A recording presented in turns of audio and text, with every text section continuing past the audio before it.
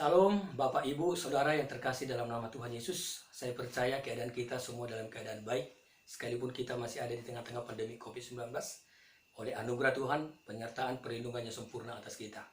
Kita akan mulai FA kita, tapi sebelumnya mari kita satukan hati kita tundukkan kepala kita bersatu dalam doa. Kami bersyukur buat sore hari ini Tuhan.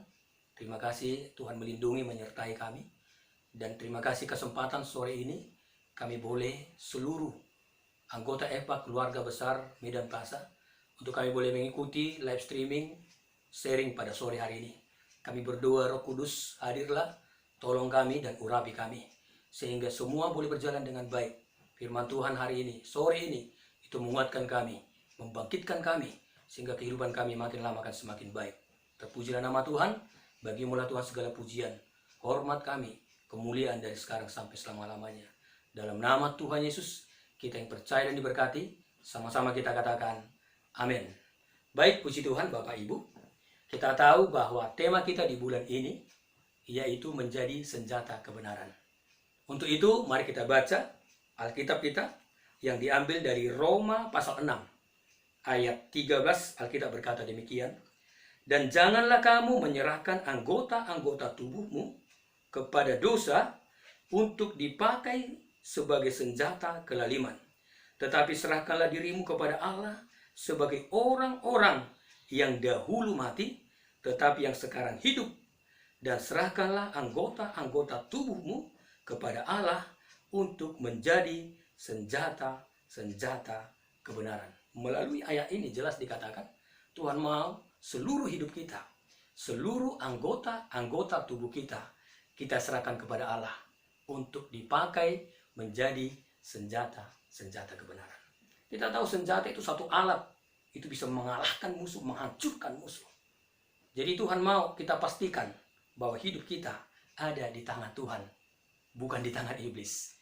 Hidup kita telah dipulihkan, hidup kita telah ditebus. Soalnya Tuhan mau, melalui Rasul Paulus dikatakan bahwa Tuhan mau seluruh gereja Tuhan, khususnya kita, anggota-anggota EPA, keluarga besar Medan Plaza, sore hari ini, biarlah kita mengambil komitmen, mengambil sebuah keputusan bahwa mulai hari ini kita akan menyerahkan seluruh anggota-anggota tubuh kita kepada Allah untuk dipakai menjadi senjata-senjata kebenaran. Luar biasa saudara. Tuhan katakan bahwa seluruh anggota tubuh kita, saya akan jabarkan mulai dari atas. Kepala kita, ya, ada pikiran. Alkitab berkata di Amsal 23:7 bahwa sebagaimana kita berpikir maka seperti itulah kita. Jadi hati-hati dengan pikiran kita. Tuhan mau, ya, hari-hari ini biarlah pikiran kita itu selaras dengan pikiran Kristus. Dijelaskan, ditegaskan di Filipi 4 ayat 8 dikatakan seperti ini, semua yang benar, semua yang suci, semua yang baik, semua yang sedap dengar dan yang patut dipuji, pikirkanlah semuanya itu. Maka Allah damai sejahtera akan memenuhi hati dan pikiran kita. Luar biasa. Jadi hari ini kita diingatkan seluruh anggota EPA tanpa terkecuali. Biarlah mulai sore hari ini kita berkomitmen. Kita serahkan seluruh pikiran kita kepada Allah. Dan itu akan dipakai menjadi senjata kebenaran. Amin Bapak Ibu. Saya rindu, mari ini komitmen kita. Yang kedua saudara, mata kita. Jadi Tuhan mau mata kita juga kita serahkan kepada Tuhan. Matius berkata, kalau mata kita terang, maka teranglah seluruh tubuh kita. Tapi kalau mata kita gelap, maka gelaplah seluruh tubuh kita, seluruh anggota-anggota tubuh kita. Hari-hari ini saudara, mata kita itu perlu saudara, kita kuduskan dan kita serahkan kepada Tuhan. Semua kita punya smartphone saudara. Apa yang kita lihat hari-hari, apakah berita baik? Apakah kita senang melihat berita baik atau berita-berita yang buruk? Tapi saya berdoa mari saudara, saat kita mungkin melihat handphone kita, smartphone kita, yang kita lihat adalah berita-berita yang baik. Berita-berita yang jahat itu tidak terlalu kita perhatikan. Tapi saya berdoa saudara, hari-hari ini biarlah mata kita menjadi mata yang selalu melihat hal-hal yang baik. Terus telinga kita, Tuhan berikan 2 telinga kepada kita. Tuhan mau mari kita lebih banyak lagi mendengar apa yang menjadi tuntunan Tuhan. Kita mendengar apa yang dikatakan dalam firman Tuhan. Alkitab berkata di Roma 10:17 bahwa iman timbul dari pendengaran dan pendengaran akan firman Kristus. Hari-hari ini mari kita memilih untuk kita banyak membaca firman Tuhan, membaca Alkitab. Jadi saat kita membaca bersuara. Kalau kita berkata saat kita membaca firman Tuhan, kita dengar, maka iman kita akan timbul. Iman kita akan muncul. Kalau iman kita kuat, kita bisa mengalahkan dunia ini. Jadi jangan terlalu banyak mendengar hal-hal yang tidak baik, saudara. Jangan kadang-kadang kita lebih senang mendengar gosip, gitu ya. Makin digosok makin sip. Padahal itu tidak akan membawa kekuatan bagi kita, nggak membawa faedah. Tapi hari-hari ini mari saudara, Tuhan mengingatkan kita, biarlah telinga kita arahkan kepada Tuhan. Kita banyak mendengar perkataan Tuhan. Yang berikutnya, mulut kita. Saya mau lebih fokus di sini. Mulut kita, itu Tuhan mau kita persembahkan kepada Tuhan Bapa dan Ibu. Tahun ini adalah tahun 5781, tahun P Alef, lambangnya itu mulut. Jadi Tuhan mau, saudara, mulut kita persembahkan kepada Tuhan. Saya teringat di kitab Efesus pasal 4, saya akan bacakan dengan cepat untuk kita. Betapa pentingnya hari-hari ini mulut kita itu harus kita persembahkan untuk Tuhan. Efesus pasal 4 ayat 29 Alkitab berkata demikian. Janganlah ada perkataan kotor keluar dari mulutmu, tetapi pakailah perkataan yang baik untuk membangun di mana perlu, supaya mereka yang mendengarnya beroleh kasih karunia. Jelas melalui ayat ini dikatakan, jangan sampai ada perkataan kotor keluar dari mulut kita. Tapi Tuhan mau mari kita, perkataan kita itu menjadi perkataan yang baik untuk membangun, supaya setiap orang yang mendengarnya akan memperoleh kasih karunia. Jadi hati-hati dengan perkataan, saudara. Perkataan itu luar biasa. Itu bisa melemahkan orang lain, tapi bisa juga perkataan itu akan membangun orang yang mendengar perkataan kita. Yang menjadi pertanyaan bagi kita, Bapak dan Ibu, bagaimana supaya Tuhan bisa memakai perkataan kita, lidah kita, dipakai menjadi alat, senjata-senjata kebenaran dalam tangan Tuhan. Saudaraku, saya teringat peristiwa Pentakosta, nanti kita baca, ya, tapi saudara boleh catat, mungkin saudara yang punya pulpen catat, di Kisah Rasul 2 ayat 1 sampai 4, saudara. Pada saat orang percaya berkumpul dalam satu tempat, Alkitab berkata, tiba-tiba ada suatu bunyi seperti tiupan angin keras hingga pada lidah-lidah mereka, dan mereka mulai berkata dengan bahasa lain. Saudara, ini dahsyat. Saya perhatikan, saudara. Itu sebenarnya Yakobus 3, kalau kita baca ayat 1 sampai 10, perikopnya di situ ada dikatakan dosa karena lidah. Jadi kalau kita bisa menguasai perkataan kita, di situ jelas dikatakan, maka kita bisa menguasai seluruh anggota-anggota tubuh kita. Tinggal secara kebetulan, saudaraku, maka kita ada di tahun P Alef 5781. Tuhan mau kita fokus, hati-hati dengan perkataan, karena perkataan itu sangat dahsyat dan luar biasa. Jadi hari ini supaya perkataan kita menjadi perkataan yang baik, yang bisa membangun, menguatkan orang lain, ada dua hal yang perlu kita perhatikan. Yang pertama, mari saudara, izinkan Roh Kudus itu menjamah lidah, mulut kita, perkataan kita. Pada saat Pentakosta, pencurahan Roh Kudus terjadi, maka anggota tubuh yang pertama kali dijamah itu adalah mulut, lidah. Saya percaya Tuhan tahu rahasia ini. Karena kalau lidah kita dijamah, mulut kita dijamah, saya percaya maka itu akan mempengaruhi seluruh anggota tubuh kita. Saya punya kesaksian di sini, saya berikan sedikit. Jadi pada sebenarnya saya itu udah lahir baru tahun 94. Saya ingat dulu di GKI, Jalan Hasanuddin. Saya lahir baru. Dari 94, 95 sampai 96 saya mengikut Tuhan. Bahkan saya udah melayani Tuhan. Pada saat itu saya rindu untuk dipenuhi Roh Kudus. Saya udah tahu tanda awal seseorang penuh Roh Kudus, maka dia harus bisa berbahasa roh gitu. Tapi selama 3 tahun itu, saudara, ada dibilang siapa yang mau dipenuhi Roh Kudus? Saya maju ke depan, maju dan berulang-ulang. Tapi tetap saja, saudara, saya belum menerima yang namanya baptisan Roh Kudus. Puncaknya saya ingat pada tahun 2000, waktu saya udah beribadah di Medan Plaza, itu di bulan 2, kebetulan ada teman satu kos saya bilang, Lai mau nggak mengikuti 2 pelepasan, gitu dia bilang. Apa itu 2 pelepasan? Pokoknya apa yang mengikat Lai selama ini itu akan dilepaskan. Saya sadar saat itu betul-betul saya banyak yang mengikat, saudara. Ada hal-hal yang mengikat saya dan saya nggak ada kemampuan, ya, nggak ada kemampuan untuk bisa lepas dari itu. Dan dia bilang, oke, kalau gitu kita nanti ke sana, Le. Tapi Lai harus siap. Ada nanti itu formulirnya itu 3 sampai 4 lembar. Lai harus isi, dia bilang seperti itu. Pokoknya Lai harus jujur. Apa yang Lai pernah lakukan, tulis di situ. Yang tahu hanya Lai dan pendua itu nanti. Puji Tuhan, betul-betul hari itu saya mau. Dan tibalah saatnya pada hari H. Saya ingat pada saat itu ada seorang hamba Tuhan.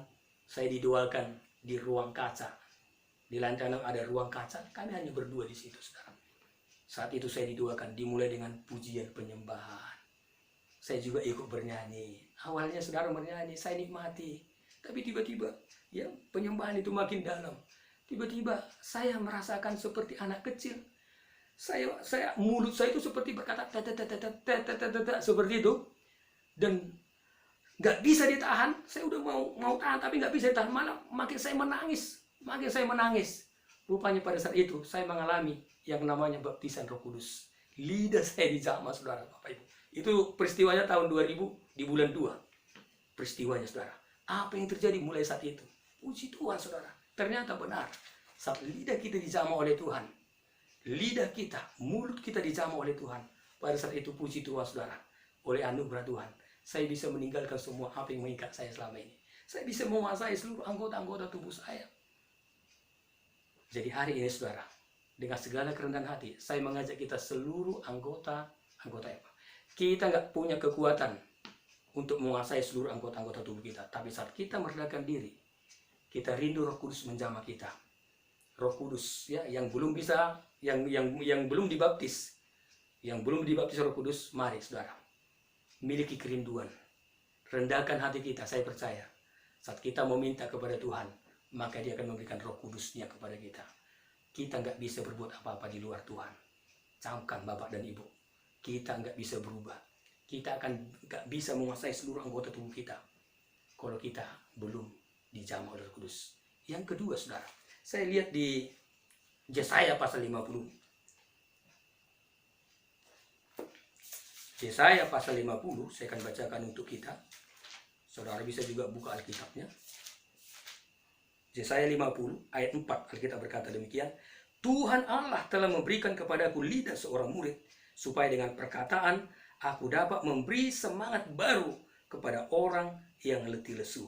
Setiap pagi ia mempertajam pendengaranku untuk mendengar seperti seorang murid. Bagaimana cara supaya kita memiliki lidah seorang murid? Luar biasa. Lidah seorang murid, saya percaya perkataannya itu pasti membangun orang lain. Yang lemah, saat kita berkata-kata, saudara, perkataan seorang murid yang lemah jadi kuat. Bukan kebalikannya, yang kuat jadi lemah. Bukan seperti itu, Bapak Ibu. Tapi kita yakin, saudara, Alkitab berkata, setiap pagi maka Tuhan akan memberikan kepada kita lidah seorang murid. Yang kedua, Tuhan mau, mari setiap pagi, mari bangun hubungan kita dengan Tuhan. Kalau setiap kali kita menyembah Tuhan, memuji Tuhan, saya percaya Tuhan memberikan lidah seorang murid kepada kita. Dan saya yakin, maka perkataan kita menjadi perkataan yang berkuasa. Perkataan yang membangun orang lain. Saya rindu di FA, karena FA itu adalah motonya, saya ingat KTM, ya kan? Kita semua tahu KTM, kesatuan hati, tumbuh bersama, dan memenangkan jiwa. Kita kan bertumbuh bersama-sama, kalau di antara kita semua, perkataan kita itu saling menguatkan. Jangan sampai perkataan kita melemahkan. Orang yang rajin FA, jadi nggak datang lagi minggu depan. Itu karena apa? Karena perkataan kita kadang-kadang. Tapi hari-hari ini mari, biarlah lidah kita akan dijamah oleh Tuhan. Ya, caranya yang kedua, mari kita setiap pagi kita datang dan sujud kepada Tuhan. Jadi yang pertama, saudara, kita izinkan Roh Kudus memenuhi hati kita. Kita harus dibaptis Roh Kudus. Ya, lidah kita harus dijamah oleh Tuhan. Yang kedua, setiap pagi datanglah kepada Tuhan, sujud menyembah. Yang berikutnya anggota tubuh kita, saya akan tutup dengan hati. Hati itu nggak nampak, tapi hati itu ada di dalam, saudara. Hati ini sangat penting. Itu sebabnya dikatakan di Amsal 4 ayat 23. Jagalah hatimu dengan segala kewaspadaan, karena dari situlah terpancar kehidupan. Saat kita menjaga hati kita, saya percaya akan ada kehidupan. Saya berikan beberapa contoh di Alkitab. Orang-orang yang tidak bisa menjaga hati, kehidupannya tragis, saudara. Saya rindu jangan sampai itu kita alami. Kita ingat peristiwa bagaimana Saul. Ya. Pada saat Saul itu mendengar ada perempuan-perempuan Israel, pada saat itu di Samuel 18 kita nanti akan baca. Di situ dicatat bahwa mereka menari-nari sambil bernyanyi seperti ini. Saul mengalahkan beribu-ribu, tetapi Daud mengalahkan berlaksa-laksa. Saat Daud mendengar perkataan seperti itu, Alkitab berkata hatinya itu panas. Dia dengki, hatinya itu panas mendengar perkataan seperti itu. Apa yang terjadi? Saat dia nggak bisa menjaga hatinya, bukannya diserahkan kepada Tuhan, tapi dia serahkan kepada iblis. Hatinya dikuasai oleh iblis. Dia dengki, dia iri. Maka saudara lihat puncaknya, dia mau membunuh yang namanya Daud. Puji Tuhan, Daud dilindungi disertai Tuhan sehingga dia lolos dari situ. Artinya saudara, kalau kita nggak bisa menjaga hati kita, kita iri hati, kita dengki, maka itu nanti akibatnya kita akan mampu, nanti kita akan dituntun untuk bisa membunuh, menghancurkan hidup orang lain. Tapi Tuhan nggak mau seperti itu. Biarlah kita menyerahkan hati kita kepada Tuhan, kepada Allah, supaya dipakai menjadi senjata kebenaran. Alkitab jelas mengatakan, saat kita menjaga hati kita tulus, murni, ya, motivasi kita benar, saya percaya, maka kehidupan akan terpancar dari kehidupan kita. Yang kedua, kita tahu peristiwa Kain dan Habel. Nanti saudara baca di Kejadian 4. Maka mereka berdua ini sama-sama mempersembahkan korban kepada Tuhan. Habel mempersembahkan korban kepada Tuhan, Kain juga mempersembahkan korban kepada Tuhan. Kita tahu cerita selanjutnya. Persembahan Habel itu diterima oleh Tuhan, tapi persembahan Kain tidak diindahkan Tuhan, artinya ditolak Tuhan. Apa yang terjadi? Itu membuat hati Kain itu menjadi panas.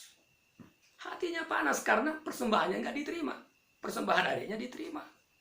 Apa yang terjadi? Hatinya panas. Dan karena hatinya panas, dikuasai oleh iblis, maka kita tahu peristiwa selanjutnya. Kain itu membunuh adiknya Habel. Bahaya sekali kalau kita nggak bisa menjaga hati kita.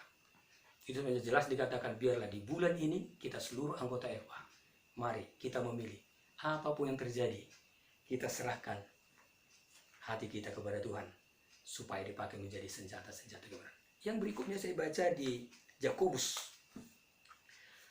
Saya akan tutup di sini, Yakobus pasal 3. Kitab Yakobus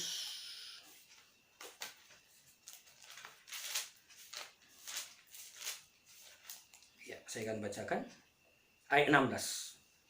Sebab di mana ada iri hati dan mementingkan diri sendiri, di situ ada kekacauan dan segala macam perbuatan jahat. Saudaraku, iri hati kalau dipelihara, lihat, akan menimbulkan kekacauan dan perbuatan jahat. Saya berdoa, kita seluruh anggota-anggota FA, jangan sampai ada iri hati. Kalau ada orang iri hati mementingkan diri sendiri, pasti ada kekacauan di situ.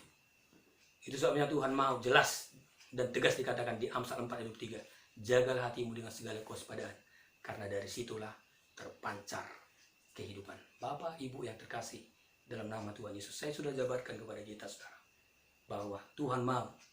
Roma pasal 6 ayat 13, melalui Roma 6 pasal 13, Tuhan mau seluruh anggota-anggota tubuh kita, tanpa terkecuali, mari kita serahkan kepada Tuhan untuk dipakai menjadi senjata-senjata kebenaran.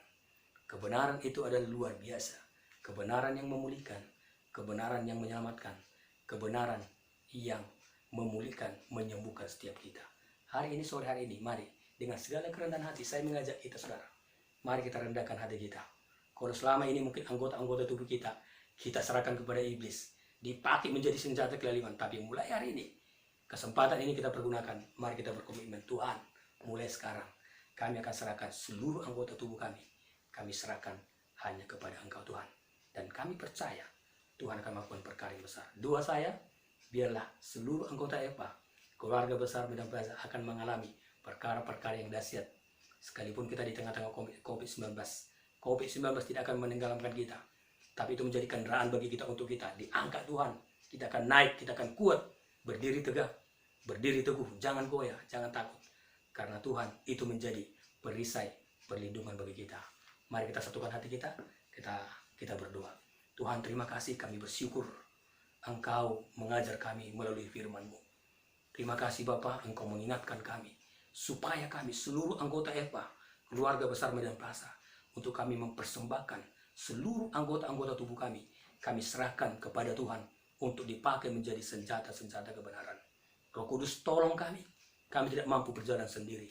Kami perlu kuasa Tuhan, kami perlu anugerah Tuhan untuk menolong kami, sehingga kami mampu Tuhan melakukan seluruh firman-Mu dalam hidup kami. Berkati seluruh anggota-anggota EPA yang mendengarkan live streaming pada sore hari ini. Kami berdoa Tuhan, biarlah semuanya mengalami anugerah dan kekuatan Tuhan. Nama Tuhan dipermuliakan dalam kantor. Pujilah nama-Mu, kami kembalikan segala pujian hormat hanya bagi-Mu Tuhan. Dalam nama Tuhan Yesus kita yang percaya dan diberkati, sama-sama kita katakan, Amen.